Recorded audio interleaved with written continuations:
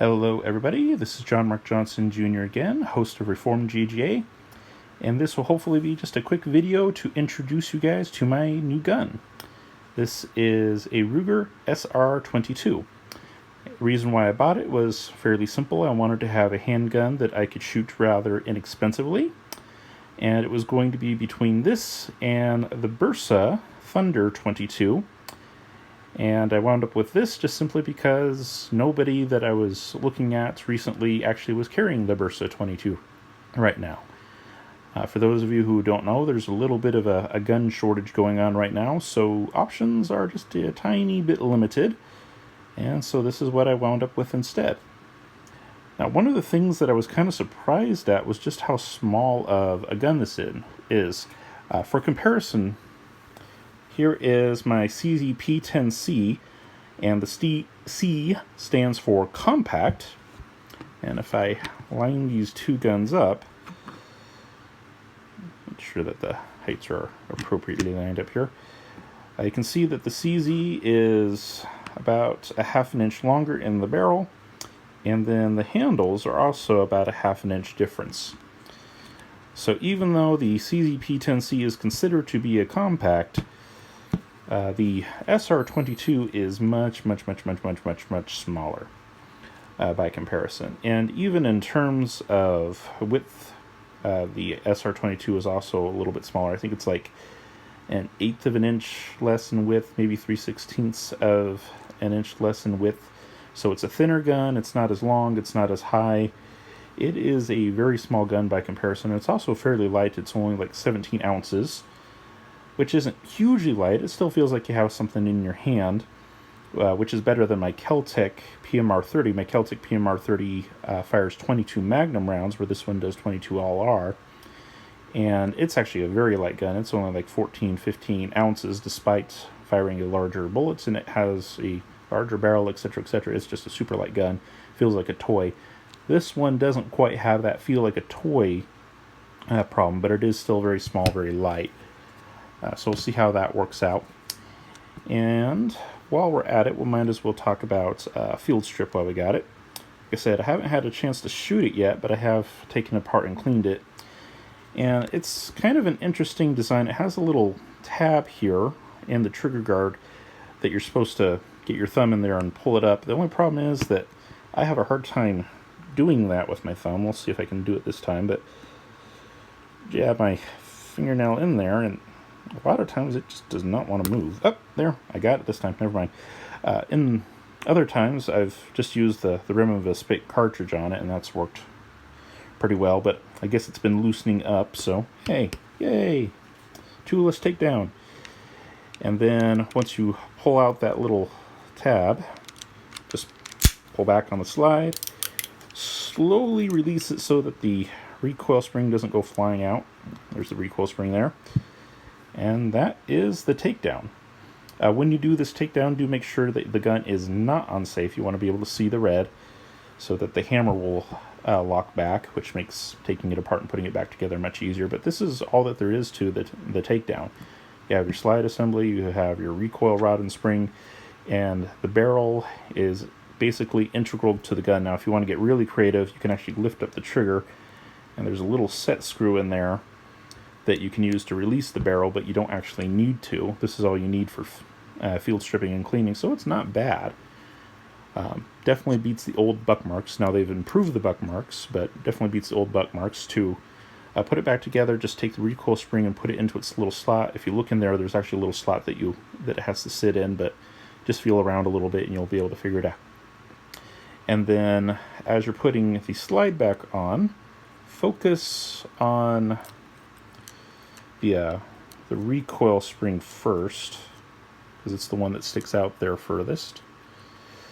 And then as long as you're relatively close, the barrel will come in naturally. Push into the frame while pulling back. Takes a little bit of finagling, but it's not too bad. And then take that tab and push it back down into place. Go ahead and function check. And that's all there is to the takedown, so not bad on that at all. Now, as far as functionality, I kind of have some mixed feelings about it, and I just cleaned it, so there's always plenty of oil around, which is normal for me.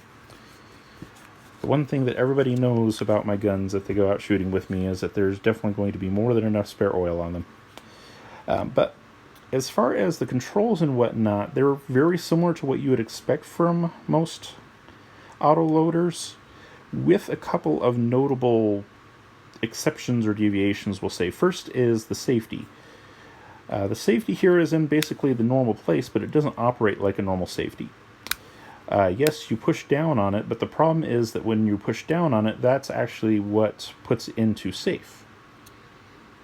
Those of you who know most standard semi-autos, down is fire. Here, down is safe. It is literally the exact opposite of what you would expect. Now, like I said, I intend this gun to be a plinking gun. I just wanted something that would be cheaper to fire than my, full size guns. So yeah, it'll work for plinking, but if I was forced to use this in a defensive situation, frankly, the fact that the safety works backwards would be more than a little confusing. Now, while we're on the safety, it is important to note that the safety also functions as a decocker, which is similar to a lot of other hammer-operated guns that are out there. So when you pull down on the safety, it decocks the gun as well. So there's that, and I do like that it has the decocking feature. That is good, and that's fairly normal for me. Alright, and then the magazine release is ambidextrous, like that. And you'll see that safety is also ambidextrous. So, weird backwards safety, but at least you can get to it from both sides. The stop, slide, release works. I don't really like it, though. I still find myself slingshotting it. I just don't like to use them in general, but especially when they get that small, it's just not overly convenient. Like I said, it works, but it is a little on the small side. I'm definitely used to my Bursa TPR9s, my TPR9C, and the full-size version. And their controls are huge and big and very easy to get a hold of. This is just a little on the small side, so yeah, I tend to slingshot these in general, but especially with it when they have those small controls. Alright, and then, yeah, let's go ahead and decock it. And then let's talk about the magazine situation. The magazines come with a few different floor plates, or a couple different floor plates, I should say, and I'm just going to demonstrate them here. Have the spare floor plates over here. They come in the box. But two basic styles that they have. One is basically flush fitting, and then the other one has just a little bit of a pinky rest. And the flush fitting one, my hands are a little on the small side, but even my pinky goes outside that magazine just a little bit. And by the way, these magazines are just a little on the stiff side. You kind of have to pop them in there with a little bit of authority and press and hold to make sure that the catch actually catches them. If you go too lightly or too short, it won't necessarily catch. It'll feel like it's caught, but it's not actually caught. You have to press and hold. But yeah, with the normal one on there, my pinky hangs just a little bit. With the pinky extension, though, that's good, pretty good and solid. Now, if you have a hand that's substantially bigger than mine, which a lot of people will, even that won't be much help. And in fact, it might be at kind of an awkward angle if your hand's too big, and you might want to go to the other one just to avoid that. But yeah, there's that. So you get some options there. And then they also have two different sizes of grips. And my experience is that they're not overly easy to change, but not terrible either. You know, if you have a screwdriver or something that you can use to pry the one off, you're in decent shape. Right now I have the large one on there just because it is such a small gun that I kind of need some more to hold on to. But one of the disadvantages of the larger one is it has this hump here, and that hump kind of raises the angle at which your hand sets on the gun. And for me, it winds up pushing me further into the back of the gun. And as you can see, the hammer basically makes contact with the back of my hand here. So will that result in hammer bite or not? Well, I haven't shot it yet, so I don't know. But that is the potentiality. If that winds up being an issue, then I'll go back to doing the smaller grip. But at least they included both, so I'm happy about that. And this gun is one of the annoying ones that has the magazine safety in it, so if I want to fire it, even if it is just dry fire, the magazine has to be in the gun. And in the manual, they say it is okay to dry fire this. I've personally found ways to break pretty much every single gun dry firing them, so I kind of take that with a grain of salt, but at least incidentally here and there it should be okay. And earlier I did get out the Lyman electronic trigger gauge, and the single action here released at about 3.5 to 4 pounds, depending on the time that I did it, but that was the normal range, 3.5 to 4 pound trigger pull. And given that it's such a small gun, that is just a little squirrely, but it's not bad. In single action mode, there's definitely some take-up, a lot of slop there. Fairly well-defined wall, and once you build up enough pressure, it releases pretty quickly. So in single action, yeah, lots of slop, but very well-defined, and breaks pretty crisply.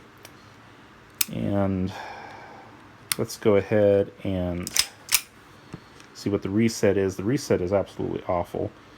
So releasing, releasing, releasing, releasing, releasing, releasing, releasing, releasing, releasing. There's the reset. And I have to pull all the way back to here to get back to the wall. So the reset's out here about, wall's back here.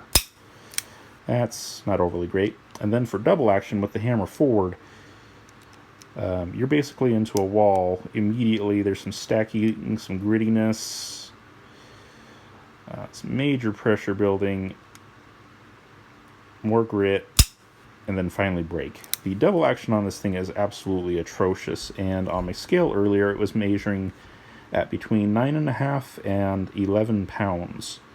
That is a phenomenally heavy double action pull. Now, like I said, as a plinking gun, if you leave it in single action the whole time, it's not a big deal.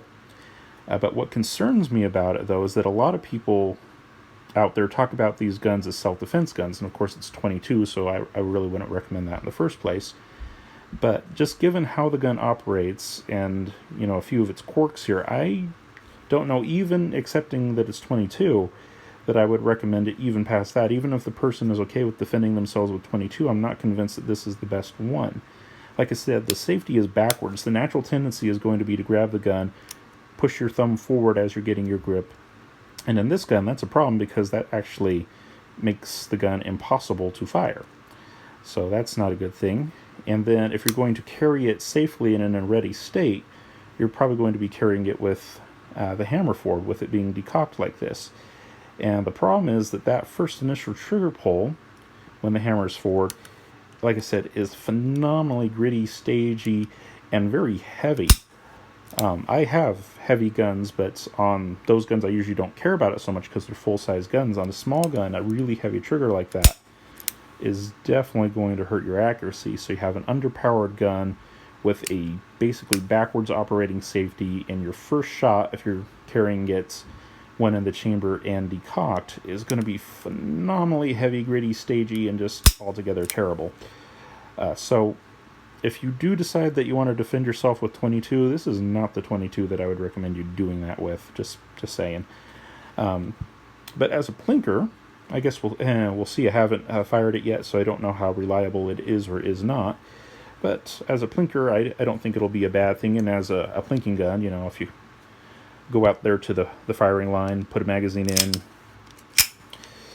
charge it, it'll automatically put it in single action mode, because that's just how double action, single action guns run, and run it from there. It'll probably be just fine. So I don't think as a plinking gun that it will be a problem at all.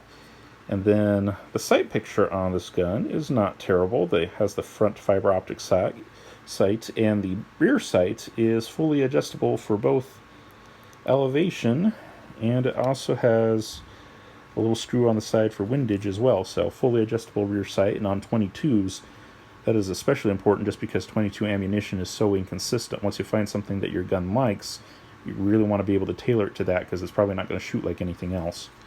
All the types of 22 ammunition that are out there usually shoot fairly distinctly and differently. So being able to adjust for each one is definitely a good thing. So all in all, impressions so far is fairly favorable. It definitely meets the intended purpose, assuming that it actually works, of having a handgun that is cheaper to fire than any of my others, because it's 22 LR, so hey. I would definitely be worried about people who think of using this as a defensive gun, just first of all because it's 22, but on top of that, safety works in a different way. The double action is weird, and yes, it is one of the ones that has the magazine disconnect on it, so trigger will not work if the magazine is out of the gun, so it's one of those annoying ones.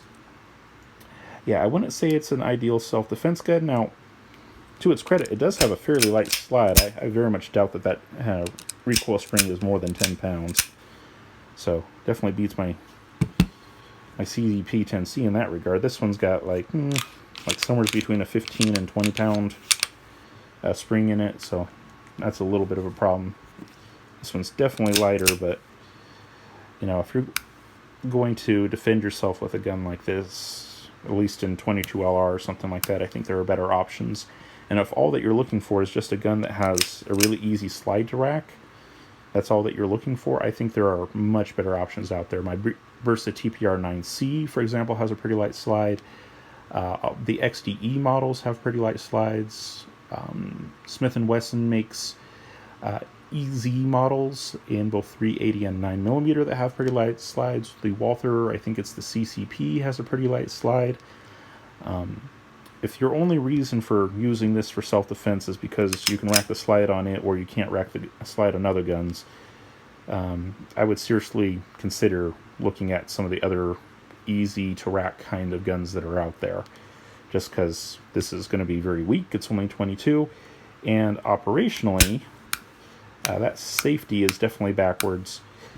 And then, as I mentioned before, that double action trigger pull is exceptionally heavy, gritty, stagey, and just altogether terrible.